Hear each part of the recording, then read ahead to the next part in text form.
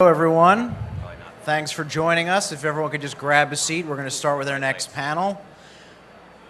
I am delighted to introduce our four digital deal makers of the day, who I think it's probably best, because they all do slightly different things, yet keeping it digital. They all do slightly different things, and I want them to talk for just a bit, 30 to 60 seconds, about what it is they do, the company they work for, and then we'll just dive in from there. Of course, towards the end, we'll get your questions in for Q&A, and hopefully we will not be drowned out by the sound of the trade floor. So why don't you start us off? Okay, hi everyone. My name is Jonathan Small. I'm Senior Vice President, Head of Editorial and Programming for Break Media. For those of you who are not familiar with Break Media, we're the 30th, according to ComScore, the 30th largest website company in the world. I oversee the 100 sites that fall under our network. I also oversee an in-house production company called Creative Lab. In addition, Break also has an ad network, and we do social gaming. Thanks. Hi, everyone. I'm Joe Michaels, and I run business development for MSN within Microsoft Corporation, and also parts of Bing, our search engine. We've been coming to NATPE for many years. I was reflecting a minute ago that I was here for a one-on-one chat and did that 5 years ago, and there was almost no digital discussion at all, and now there's so much digital discussion. It's amazing what we've done in that time. As a deal maker at MSN, I license video content and article content and photo content that runs across the MSN network worldwide, and we have about in the neighborhood of 300 million users a month consuming the content. So we're often an in-demand buyer, and we've had a lot of interesting experience. Joy? Hi, can you hear me? Because I'm a low talker. We can hear you. Okay, I'm Joy Marcus. I run the U.S. market for Dailymotion, which is a video sharing and entertainment site. We are actually the 32nd largest site in the world right now, overall, all sites, not just entertainment. Something we're very proud of. We have a very large presence in Europe. We were founded in France. We are over 90 million uniques globally right now, with a very fast-growing audience here in the U.S.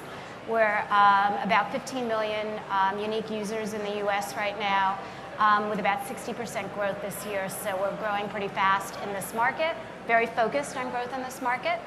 And we license in a ton of content, which is why we're here today. And I guess that's what we're going to talk about, right? Yep. Max?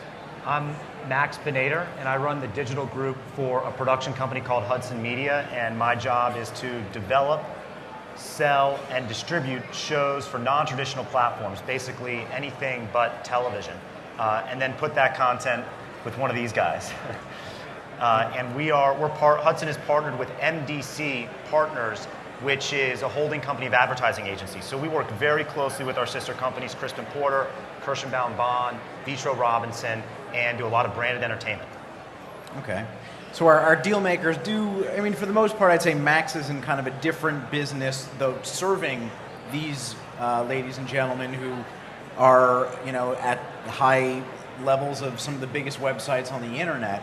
And I think what they all at least have in common, for starters, is this is about advertising, getting them on your big platforms, whether content is the one that you're running on those platforms or from other sources. That's kind of the name of the game here. So the place to start, I think, is just sort of like taking the temperature of this advertising business in 2011, digitally speaking. With talk of recession in the previous year, other cyclical trends. How do you feel, if we could start with you, Jonathan, in terms of how are you, from your vantage point, how's the ad market doing right now? Well, from my vantage point, it's amazing. I mean, the amount of branded content that we've done this year has doubled. We did only 200 videos this year alone in the branded space, and the company is, can't get into specifics, but has done very, very well this year. So we're seeing a real boom in advertising and a real embracing of digital media in general, and specifically in video. And because we're such a targeted network and that we reach guys 18 to 34, we've really carved out a niche for ourselves that's really working out very well. And yet I feel like constantly whenever I hear about advertising online, it's always about hitting the women's market. Right. I feel like it's like you can't read anything that doesn't say, zero in on that, how are you still able to sort of make men's a viable place for break? Well, there's a lot of guys out there. I mean, look at this room. Right. And amazingly, I think, it's because we early in our lifespan focused on the male demographic instead of trying to be everything for everybody. We've really found a place for ourselves. And we have over 140 million people come a month to break sites, and that doesn't mean that we're not expanding into the women's market. It's just that we are known primarily as a men's network. Right. And Joe, MSN I think is a broader story, would you say, in terms of who it's targeting? Certainly. As a portal, we kind of mirror the internet in terms of our audiences, but we're very strong with people at work. A lot of people who use their web browsers at work and use MSN, and an audience we call the Chief Household Officer, which is a nice name for the women that you're talking about. Those are who our advertisers like to reach. And we feel great about web advertising.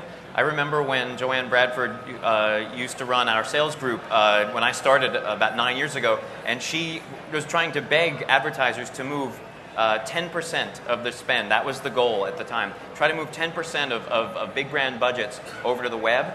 And I don't have the exact figure as of today, but there's not a single brand that isn't putting massive resources into web advertising and video advertising in particular. So we feel very good about it. And branded entertainment is such an exciting way for brands to reach their consumers, and it's high margin for everybody. So we're excited about that. We couldn't feel more bullish. The funny thing is that each month we keep, the levels of usage of the content keep going generally up. It's like a record month almost every month. So at some point that's gonna calm down. The one downside is, when we started, there was a scarcity of content. We were one of the only games in town, for example, where you could watch video. Now there's so much content and so much inventory out there, it really has depressed CPMs. So that's a factor to deal with. But in general, lots of money moving online and a lot of cool ways to reach consumers. Joy, are you finding that supply-demand ratio affects your business? Not as much yet, because we are a destination site. So there's a lot of activity in the video ad network arena where I think prices are quite depressed or getting to become depressed as the video ad networks all aggregate the same 200 million viewers who are watching videos across the internet right now in the United States, or 180 million viewers who are watching. It's all the same people and all the same ad networks. So there's a little bit of craziness going on in the video ad network business, and that is bringing some CPM pricing down, but because we are very much a destination site, we can still hold on to CPMs because we do a lot of custom programming for advertisers, building them custom channels, stuff like that helps keep the CPMs healthy. And I think eventually the whole ad network thing may in fact resolve itself as you see consolidation. I'm hoping it does. It's the thing I'm worried about the most. On the flip side, the growth is enormous still. It is online video advertising is, if you look at any eMarketer report, it is the single fastest growing sector of the entire online advertising business. It's small still, $27 million business. The video piece is going to be 2 this year. It was 1.5 in 2010, but it's definitely the fastest growing. So it's a very exciting sector to be in. There's clearly marketer demand for this kind of inventory. But are we anywhere near the place where these ad dollars that are growing are actually taking away from television or other sectors? Itty bits, I think. Okay. I mean, when you look at usage, TV is still the big kahuna, right? I mean, it's like 150 hours, 150 hours a month that the average U.S. resident spends watching TV, 25 hours a month, just online, and maybe 3 to 4 hours a month watching online video specifically. Now that doubles if you include cell phone usage. So TV is still the big, place to go for scale, absolutely. But it's changing over time. We're really like in the very, very beginning of an industry, I think. And I think the dollars will start to move. Because now you have, sight, sound, motion, passion, advertising capabilities with the ability to ruthlessly analyze ROI. And no one's ever had that before. No one even really knows what to do with it, quite frankly, even now.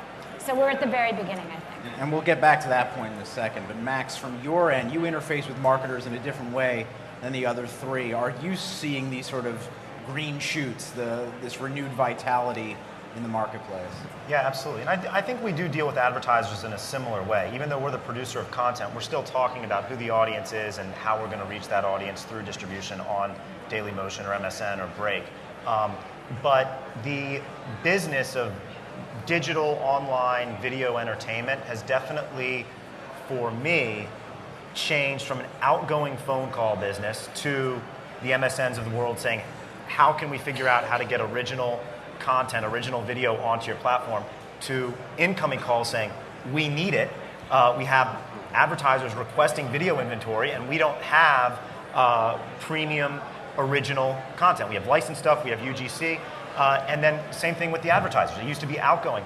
Hey, big Fortune 500 brand XXX, you really want to do this, and here's why, and you should do it, and you do the pitch. And now it's them calling us saying, we know we want to do it, and we need someone who knows how to do it really well. So there's been a big difference from outgoing phone calls to incoming.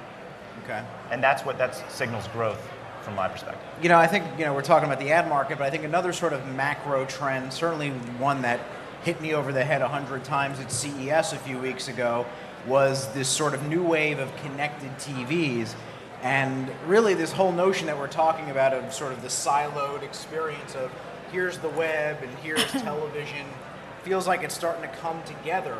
Is this something that's affecting any of your thinking now at this point, or is it still too early in what I think is still a nascent marketplace for all the hype regarding connected TVs? Joy, do you want to? We were very early, perhaps, dare I say it, a little too early to the game.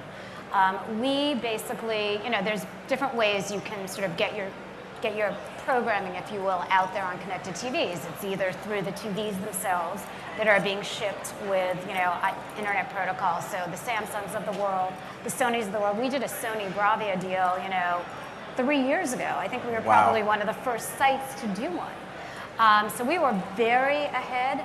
And the truth is, I don't think the market is quite there yet. If you look again, I like to look at I'm an e-marketer junkie, basically. And so, if you look at what's coming out in the market, it's basically like 22%, intent to buy, maybe. What the good news is, the usage is amazing. If they have it, they use it. So people who have Roku devices go nuts, right? They watch multiples of what people watch in regular online video. Multiples, like 10x, 12x, 15x of what people will watch, on a PC. So that's the very good news, but I don't think the market's very penetrated. Where I think it is, and I don't know if you want to go there right this second, is mobile, I think, will happen faster because the device is in people's hands already, but that's a whole, that's a bit of another discussion. Before we get to mobile, though, I think in general, when a content producer or an IP owner comes to a distributor or network like us, they want us to maximize their revenue. They want us to distribute the content within reason on as many platforms as possible. So we talk to our Xbox partners. We distribute it on the desktop. We're looking at mobile distribution. So we'll go there in a minute. But and we have video players that we're developing for TVs as well. And it's just it only makes sense to try to reach audiences in every place where they naturally are, and you need to custom fit advertising for each of those platforms, which can be challenging. But when you can do that, you absolutely want to. Sometimes, where you face a little bit of pushback from a content producer or IP owner is, hey, I think I can do a better job, squeeze a little more money out of this by licensing only certain rights to you, and I'll try to get, maximize my mobile deal over there. So we arm wrestle a little bit over that, but generally when they trust us to maximize ROI, we go across platform. Okay. Yeah, as a producer, you can't secure rights for one platform anymore because then you'll have a piece of content that you can't monetize properly or get seen properly. You'll have a talent who may appear in your show that says, well, this show can only appear online. Well, what does that mean? What happens if it's on MSN and then an internet-connected TV shows the show? Is that television? Is it not television? So It's hard to predict when this convergence of internet-connected televisions will become what's used most widely, but in terms of making the deals now for the shows, you've got to get all media rights because you really don't know how a show is going to travel, and you don't want to limit the show's ability to travel across multiple platforms. Yeah, I mean, Can I say, I'll say it now, I think most content owners are thinking that way. So when we do deals, getting multiple platform rights are not so hard. I think the music industry is twisted up about this still. That's been my experience, and they're, have varying levels of comfort, but they always do. Music industry. Yeah. We won't talk about the music. Yeah. No, I mean, obviously the theme here being that, if you want to be successful in distribution, you have to be on all platforms. And I mean, one of the platforms we've explored recently is 3D. We haven't talked about 3D yet, but there's very little, we have all these 3D, if anybody who was at CES knows there's all these 3D television sets coming in, but there's a lack, and 3D computer screens, but there's a lack of 3D content. So, from iPads to, any other, so the internet-enabled television sets to 3D, a good digital media company will sort of try to own all those different categories, at least have offerings in all those different categories. We started a 3D studio a year ago. I mean, we were one of the first to buy one of these Panasonic 3D cameras, which we invested in and started a whole 3D studio because we saw an opportunity there, and it's paying off. So let me just add one thing. Not all platforms are created equal, from a financial perspective. I think mobile and tablet devices are today where the web was, call it 5-6 years ago. I mean, when you're choosing how to monetize your content, be mindful of what you want to use, to make money and what you want to use as a promotional tool, because you want to let it out everywhere, but be smart about where you're constricting rights and where you're just setting it free for promotional purposes, like through social networks, etc. So are you suggesting that mobile at this juncture is strictly promotional? Most of the stupid money that mobile used to pay is gone now. Mobile used to try to pack content into their decks, their WAP decks, and they were paying a lot of money for that. I think they're over that now, and so now you're looking at things like apps. You're looking at mobile optimized websites and video networks, and the advertising is getting there slowly. Right. There's a business being developed right now around mobile advertising. It's, again, very early stages, but it's looking pretty optimistic. What I are think. the green shoots specifically with mobile that have you so bullish on that market? Well, I can tell you just even from my own experience running Dailymotion in the US, what I'm seeing is we have about 15 million users in the US. I'm seeing an incremental 2 million people going on any kind of, browser-enabled smartphone and typing in our URL. To me, that's a big number. 6 million globally. So there is a demand. People want to watch the websites they know and love on mobile. We kind of all know that, but when I see a number like that, as someone who's operating a business, I get pretty bullish. Sure. That makes me very bullish. But what's interesting is and this usually happens, is that the advertising industry is, the brands are a little slower to catch on to this, and we'll find a lot of our deals always have a mobile component, and that's usually when the budgets are cut, that's usually the first thing to go is the mobile budget. Really? So we'll see if obviously if the eyeballs are there, brands will be there. Right now I'm not seeing that as much. But mobile is a different form factor altogether. It's people have less time typically to spend on a mobile device. The content itself doesn't generally look as good on a mobile device. Right. So it's a whole different ballgame, and we're having to develop standards around it in order to monetize it. And we're not quite there yet. Right. And Max, in terms of producing for mobile, I would think it's a totally different ballgame. Yeah, unless there's some weird freak money available because somebody wants to put content on a particular platform. The truth is, I really think it's a run-of-network play, meaning if you are a big distributor of content and mobile is one of those areas where you're distributing hundreds of hours or thousands of hours of content, then yes, you can scale that up, 2 million viewers a month, 6 million viewers globally. That scales up to real money. As a producer of a show, 8 episodes, 10 episodes, 12 episodes, whatever it might be, that is a third window of allowing that show to go and live and grab whatever dollars are available on the advertising that runs against it. But it's not a real business yet at the inception of content. What is a realer business, mobile or what Jonathan was getting at in terms of 3D. Is that something that you guys are, I mean, I assume you're the only one, Jonathan, who's producing content. As far as I know, 3D. I don't know in this panel, I'm not sure. We're definitely one of the only online producers of 3D Right. content, yeah. I can't imagine, well, I mean, do you see 3D developing faster than mobile, or? Oh, I don't know. Probably not faster than mobile, Right. but we're on mobile as well. It's just, but it is something that can't be ignored. I was at a 3D conference recently, and Jeffrey Katzenberg is predicting that all movies are going to be, that every form of content you see is going to be 3D in 10, 15 years. So it's coming, and we just want to make sure that we're there. Do you need the glasses? Well, nope, you won't need the glasses in a few years. That's what's That's cool. the barrier right now. Yeah. But you're not You going to don't- need the glasses. Although from what I understand, on smaller screens with 3D, you're less likely to need glasses because you focus at a smaller screen, whereas with the bigger screens, that's where you really need the glasses. But let's not go too deep into the 3D, Please, let's into the 3D Kool-Aid pond. So where else could we go with this? In terms of, what are some of the other sort of signs this year that you think bode well for the advertising marketplace online? Are there things that people maybe aren't noticing or aren't talking about as much? I think habit and scale are starting to reach a meaningful place. I've always said when trying to get these shows off the ground years ago that yes, YouTube may be showing scale, but there was no viewer habit on the YouTube platform. So you're putting something up there, and it had to hit this magical viral place in order for it to do anything. It was very hard to predict. Now on YouTube, you have some real YouTube performers. You have these YouTube stars, and they program.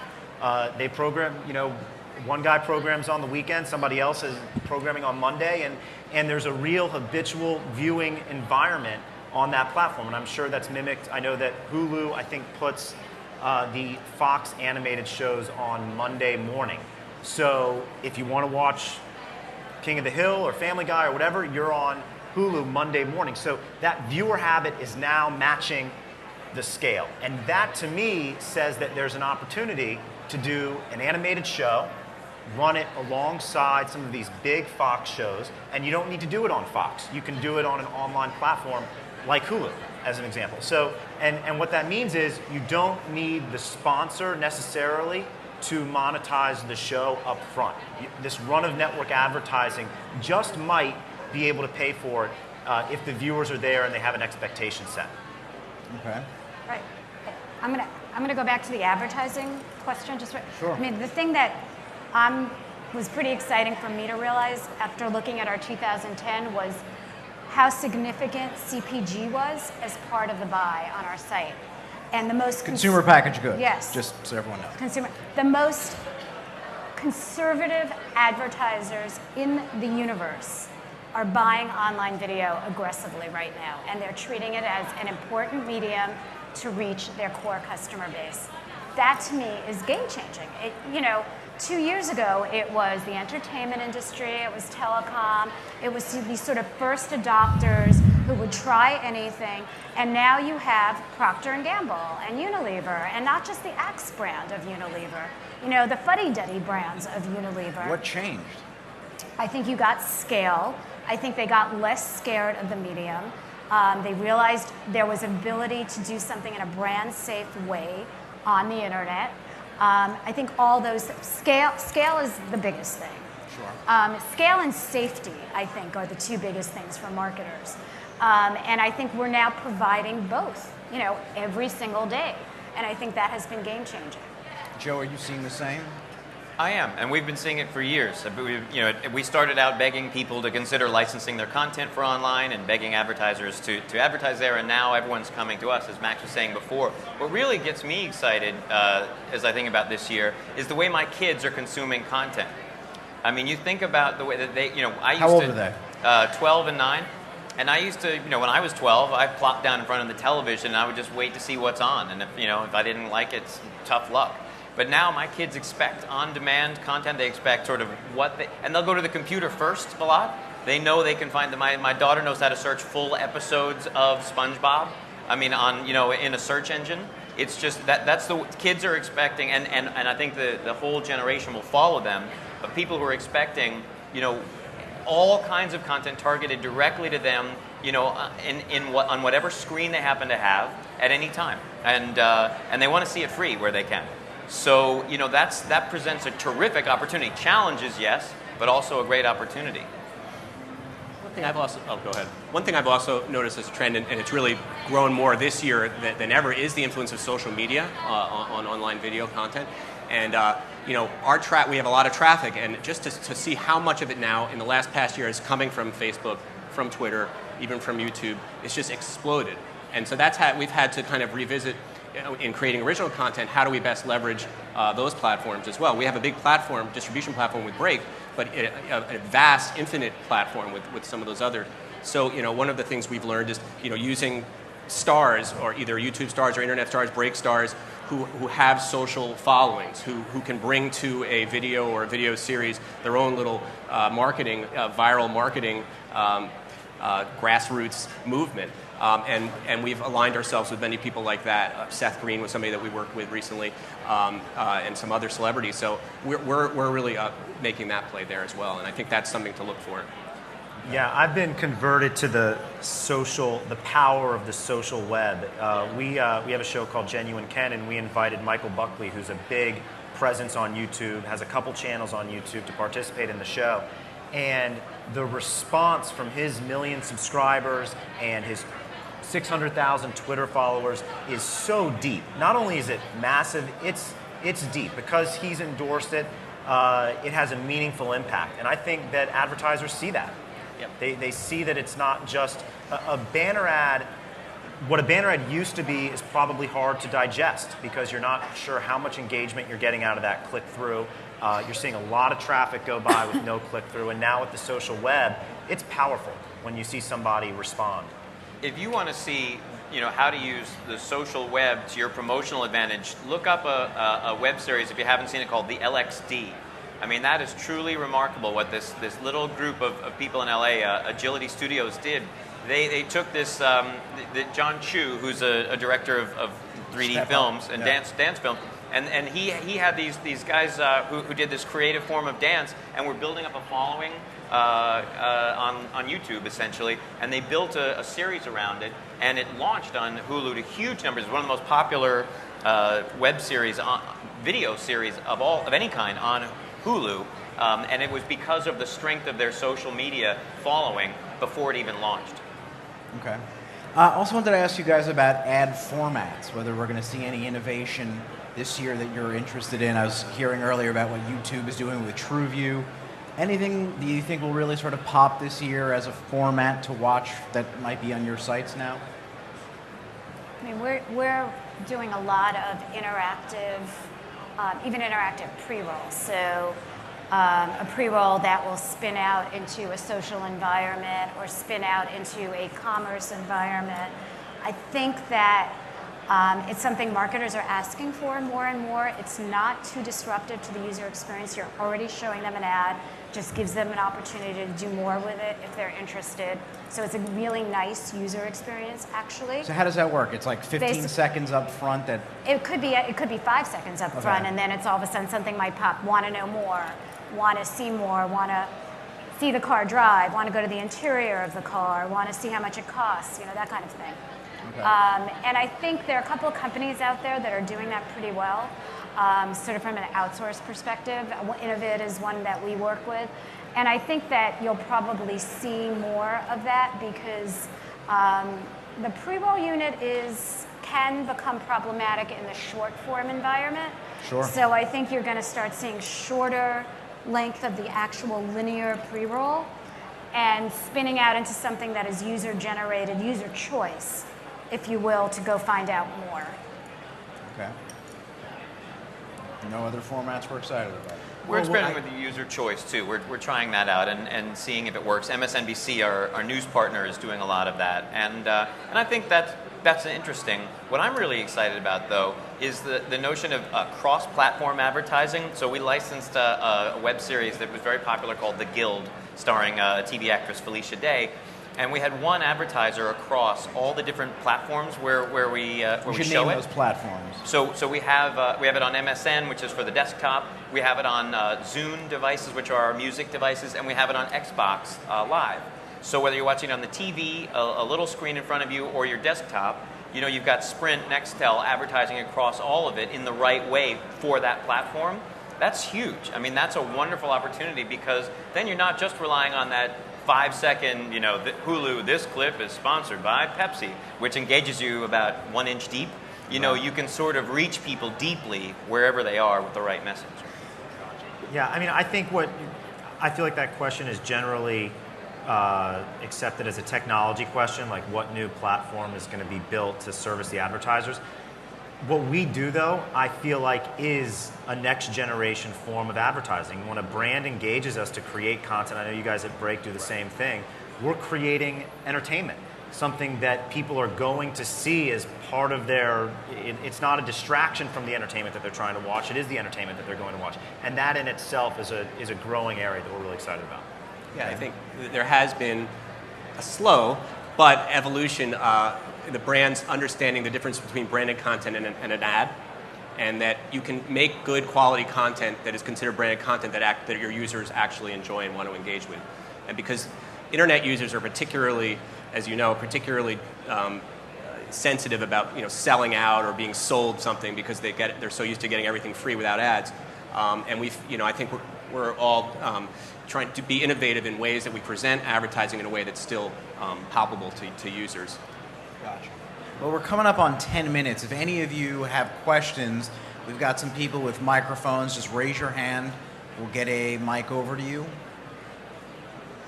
We'll give you a minute to marinate on that opportunity, and I'll go back with more questions till I see some hands go up there in the corner.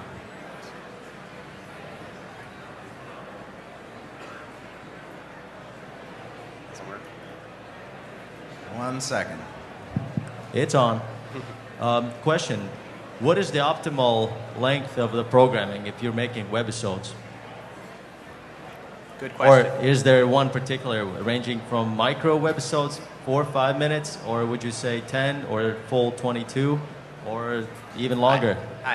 For us, for our audience, it has to be under 2 minutes. We always say under 2 minutes a show. And if you don't hook them in the first 20 seconds with something, then you're in big trouble. So keep it under 2 minutes. I would even say sometimes under a minute, and hook them in the first 10 to 20 seconds.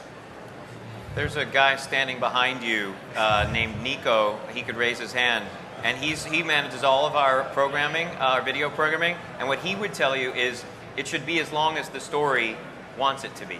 In other words, sometimes you need more than 2 minutes to really tell your story. Sometimes you should do it absolutely quickly. In general, we agree shorter is better, but let it run as long as you can hold them. Yeah, and I would say, we did a series a while back, 100 episodes, all a minute in length, trying to achieve that attention-grabbing moment. And this last show we did is half hours for the web. And on Hulu, we have a 70% retention rate through the entire episode.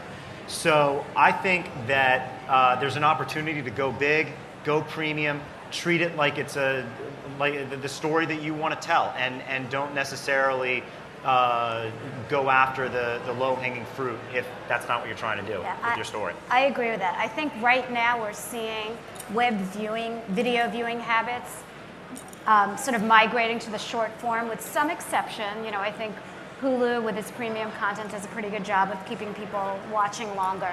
But I think that's going to change over time as the quality of the product gets bigger, as just people get used to this sort of on-demand, different screen, maybe eventually not different screen, viewing environment for what we now call web video. I think the shows will get longer. I think that's just a natural evolution. But I agree with these guys. Like right now, what people are watching is ours is about 2.5 minutes on average. Now. It's really funny. I was watching this documentary about Lou Wasserman, who owned MCA Universal, and he bought the pre-1950s Paramount Pictures library. And for $50 million, his plan was to license it on TV. And everybody said, Lou, you're crazy. TV is a short-form environment. Nobody's going to watch a movie on TV. Before the deal was closed, he had licensed out all of those movies for $80 million. So, and then after that, he said, I'm going to do an original movie for television. And everybody said, Lou, you're crazy. They'll watch Gene Kelly on TV, but they're not going to watch somebody they haven't heard of or a TV star for 2 hours. And of course, he did it, and the MOW marketplace was formed. So, But Max, are you going to start doing original movies for the internet now? Right. Because That's 2012. now's the time to announce that. 2012. It's been done. But the I less- mean, we've run some very, But we don't know very what it's called, successful. so Yeah. it's success or lack thereof. may speak for What do you itself. call a movie? 45 minutes. We've run Have you? original for the web features that have done incredibly well, Well, on our we're site. doing- million plus views. Yeah, we're doing a half-hour Yeah. show right now and having a 70%, which I'm shocked by. I mean, I think it's a great show and it's really nice to see, but I've lived by the same axiom. It should be 2 minutes. So that I think there's an opportunity to do long form. And you're saying it had 70% what? Retention? Or? Retention through the entire half hour. So 100% of the people who click on it, 70% actually stay and watch the entire That's half amazing. hour of the show. I just want to point out that the lesson to take away from Max's statement there, sorry, I know we'll get to you in one sec, is if pay very close attention to the ideas that everyone else thinks is crazy. Right. So. Invest everything you've got.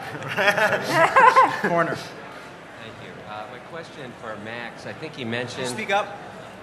My question for Max, I think he mentioned the branded content. And my question is, who owns that branded content? Does the brand own it, or do you, who produces, own it? And how do you deal with that issue? It all depends on the deal. And it, you know, our philosophy is who can achieve more success with the show as a finished product, as finished episodes, or as a format, or in the ancillary. So if it's a studio that can pump the content through 10 different windows and they've got a licensing division, then it might make more sense for them to do it, for them to own it. If it's a brand and they make tchotchkes, you know, we'll have a conversation with them about why it would make sense for them to have ownership over the international distribution of a show. And it's a case-by-case basis. Right. We've actually dealt a little bit with this issue as a distributor, getting into the game of matching up, you know, content producers and brands. And what we're finding is the brands, certainly the tchotchke brands, they're like a different category because they really understand licensing and ancillary rights and sort of further on rights. Whereas when you're talking to like a CPG company that makes toothpaste or deodorant or whatever, they're kind of like, what would I do with this? You know, they're not quite there yet in really getting the value of continued ownership. They're not set up. Increasingly, they're becoming so, and they have branded entertainment divisions, or their agency has a branded entertainment division that's like telling them, don't give it up, don't give it up, don't give it up. Right. But for the most part, that's not a big part of the negotiation, I have found. I think the real answer is who can do the most good with those rights. Yeah. And that's the Yeah. conversation. Well, Increasingly, you'd the like brands... it to be that way, right? You'd like things to be that rational. Yeah, when we yeah. started, we held onto all the rights and ownership very tightly, and I think over time we've loosened that up quite a bit because we believe that that the companies that own the IP are going to be motivated to exploit it on platforms way beyond ours. So, you know, generally, if we get a participation, a financial participation in the content exploited on other platforms, we're delighted to give control and even ownership to, in many cases, I've got a business development person back there who might kick me under the table for this, but we're often delighted to let our IP owners keep that ownership. I'm going to remember that, Joe. Everyone except Max. Are there any other questions? Just raise your hand, and otherwise you will force me to fill the remaining time. I will fill the remaining time. Well, actually, probably it's appropriate with 5 minutes left just to talk a bit about, so what does NATPE mean for you guys? I mean, this show has evolved so much over the years, and I'm curious, for each of you, what is the value? And maybe it'll help folks in the audience with your answers. This is my first NATPE in like Really? 10 years. No, in like 10 years. You're removing yourself Since from the question? Since I worked at MTV Networks. I sort of grew Right. up professionally there, and we used to come occasionally. I was mostly an international person. I didn't come that much. And I sort of left it alone for a lot of years as I moved on into being sort of a digital person. And this was a year when I thought, wow, okay, they're converging a little bit. They're truly converging. Not just like what screen, blah, blah, blah, but like the rights are converging. And, you know, as we talked about, you know, multi-platform deal making is really just part of life now. So being here is, we are mostly a distributor of content. So being here is very important to us as people consider what they're going to do with their properties that are either made for digital or available for digital. And it's really like, maybe it was last year, maybe I should have come last year, but this year certainly is a year when we should be here. But I have the same question I had 5 years ago, which is it as easy to take all of the content that's represented at all these booths and exploit it on digital as it is to exploit it on television? Not yet. I mean, we're not quite there yet. I think we need a digital marketplace, the same way we have a TV marketplace, and we haven't found that venue yet. But when all the stuff at all these booths is under immediate consideration for exploitation on digital, I'll feel like NATPE and every other one of these shows has really gotten there. Okay. Oh, great. One last question. Right in the middle there, you might want to raise your hand again so the mic people can see you. Thank you. My question is, having just come from CES, where is IPTV and smart TV applications on your horizon? How do you see those working into your product mix, and how would you consider monetizing those? We did kind of cover that earlier. Did you? Yeah. Oh, okay. Sorry. Or is there anything else you want to say on smart TVs and the like, or I would say it's early. early going? I think it's the very early stages. And it's early because it's the most direct threat to the TV networks, right? I mean, then the cable networks. They hate the idea of suddenly all those fees that they're getting paid, to transmit this content, exclusively, getting undercut by the distribution on television of their content. And even when you look at the producers of Modern Family, who recently said they're frustrated and they don't want their TV show Modern Family to be seen on Hulu because it cuts down on the value, in the syndication market. If everyone's already seen it for free, where's the value? So that's one of the big questions I think about IPTV is once you cross that divide and get it to the television set, you're threatening a lot of very powerful businesses. But that's happening on the computer screen now too. I mean, the same threat is there. It's maybe a little bit perception more threatening when it goes to big screen, but right now we have that same issue, which is why you're not getting full-length episodes of every show you ever wanted to see online right now. I think there's a solution to that threat, and not that it's going to be easy to get there, but it's just a transference of the subscriber fees going to the big cable giants to maybe it's Hulu Plus, maybe it's Netflix, maybe it's a Microsoft solution, maybe it's a la carte. Those subscriber fees need to be there to pay for content. The advertising alone isn't going to pay for the same premium content you get on television. It's the subscriber fees plus the advertising dollars that do that. Right. And I think when you look at Netflix, right now they have a successful system where you're subscribing for $8 a month. So it's going to be a rocky road getting to that place, but I think we will get there, and it'll be really interesting to see who is running the show in terms of taking in those subscriber fees when that happens. But the biggest issue is content owners letting go because they have so much to lose right now with their cable subscription fees. Right. They can't you can't blame them. They just can't let go. They're going to have to. So Netflix subscription fees right now, Netflix has got to get very, very, very big for Netflix subscription fees to replace Comcast and Time Warner Cable and all those subscription fees. If I may, I want to add that when the chips are down and when the budgets shrink, you watch producers get creative. We started out, paying big budgets for online projects, so we thought that's what we had to do. That's what, TV networks do. Maybe we should as well. We wasted a lot of money. We've tried expensive content and we've tried cheaper content, and we like cheaper content by and large. It's easier to monetize. It's easier to experiment with.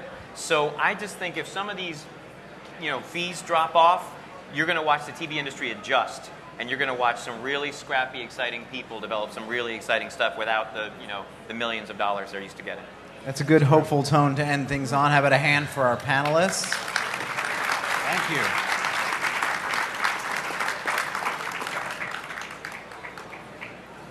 Thanks, Hello? Andrew. Yes, thank you. You're done. Precious gifts are we, shining stars so bright. Come lift me up, glory, glory night. If you take my hand, you'll be a better man. Come lift me up.